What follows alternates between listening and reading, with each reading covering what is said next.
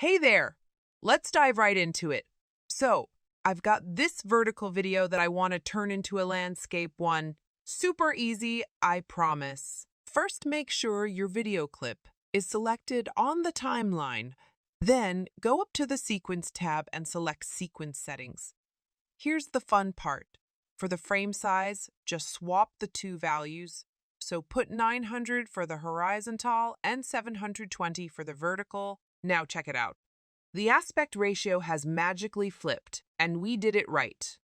Click OK to confirm the change. Pat yourself on the back.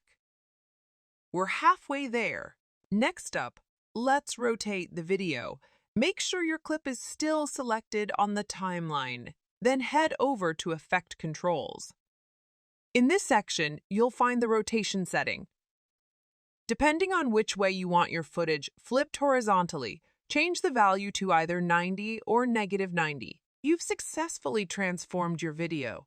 It's now landscape instead of vertical. Easy peasy, right?